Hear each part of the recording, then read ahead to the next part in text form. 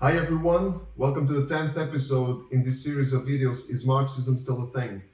We're following the structure in this book. This print version is in Portuguese, but you can purchase the ebook version in English if you click in the link in the description or in the bio if you're viewing this on Instagram. So today we'll talk about 4 basic ideas of critical theory. In the last video, we talked about cultural Marxism and how critical theory is the body of knowledge that cultural Marxism, this ideology, produces in the academia and how it manifests itself in society.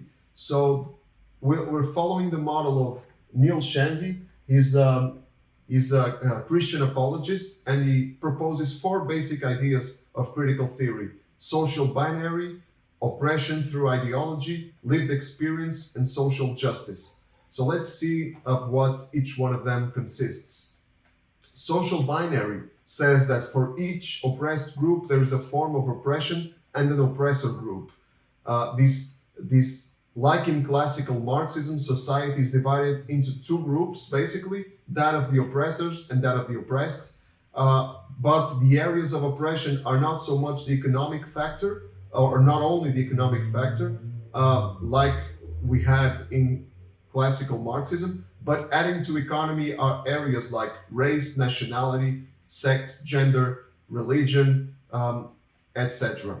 So for every oppressed group, and this table shows this very well, for every oppressed group, people of color, immigrants, LGBT groups, women, any non-Christian religion, there is a form of oppression: racism, nationalism, heterosexism, sexism, religious oppression, and an oppressive group: white people, men, heterosexuals, Christians.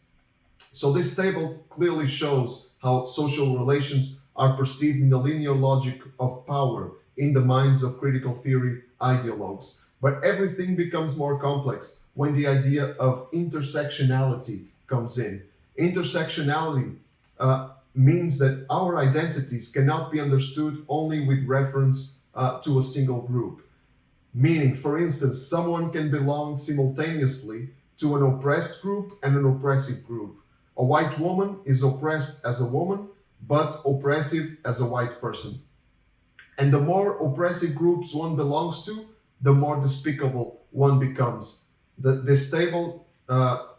table we saw makes it pretty straightforward to determine the top and bottom of the chain of oppression. If one is an able-bodied, Christian, heterosexual white man, one is as oppressive as it gets. So degrees of victimhood and oppression are established according to how many oppressed or oppressor groups a person belongs to. So in practice, intersectionality encourages a race for victimhood, since the more oppressed a person is, the more sympathy he or she gathers from society. If one is a woman, a black woman, LGBT, belonging to some LGBT group, and say a Muslim, that person is as oppressive as it gets. On the other hand, the top of the chain of oppression, the top of oppression is an able-bodied, Christian, heterosexual white man. And this is not just a matter of one being oppressive at a given moment or situation. The categories in this table are identity groups. So what is at stake is not what one actually does, but one is. If someone is white or male, for example, there's not a thing that person can do to stop being oppressive. It's inherent to their identity. On the other hand, if someone is black or female, there's not a thing that person can do unless they change their color or gender to become less oppressed. So this division of society in identity groups of oppressed and oppressors can be detected also in the concept of identity politics.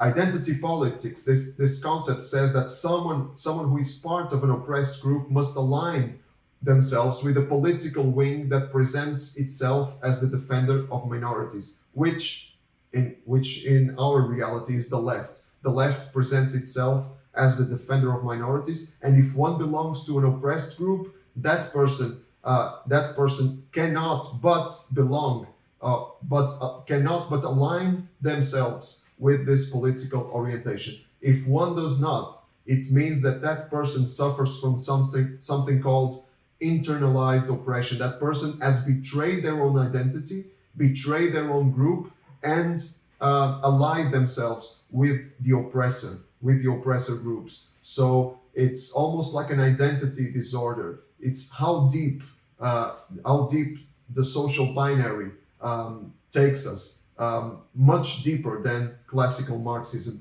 did, but with the same basic idea. Second basic idea of critical theory: oppression through ideology.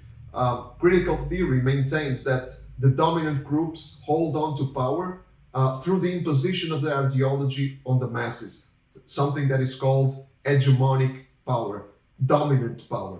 So this concept of hegemonic power is related to the Marxist concept of oppression, but critical theory expands it, expands the Marxist concept of oppression to not only mean the visible oppression that one is subject to from, for example, religious power or state power, government power, but also the day-to-day practices of a well-meaning liberal society, like this author Neil Young puts it. In its new use, oppression designates the disadvantage and injustice that some people suffer not because of a tyrannical power, but because of the day-to-day practices of a well-meaning liberal society. So white supremacy, for example, we have this pyramid. The letters are too small to be seen, but above the black line we have overt white supremacy, meaning socially unacceptable, that we all basically can agree with. For example, neo-Nazism as a form of racism, a white supremacy, or housing discrimination. Obviously, things that we all recognize are racist. But below the black line, there's a multitude of things that also constitute white supremacy, but are covert white supremacy. So socially acceptable, but very dangerous, violent even. And for example, we find things below the black line. We find things like calling the police on black people, which leaves us wondering what to do if a black person is actually committing a crime. But that's racism, according to critical theory. What if a person has fetishes with someone of color? That's racism. That's white supremacy. Or saying, if someone says we are one big human family, that's racist according to this graphic, and many other things. So in addition to this radical, there's a radical classification of everyday harmless things, which generates a witch hunt, a policing of speech. It's a very deep, which in turn generates censorship. It cannot but lead to that, because speech is violent and speech must be policed in order to end oppression.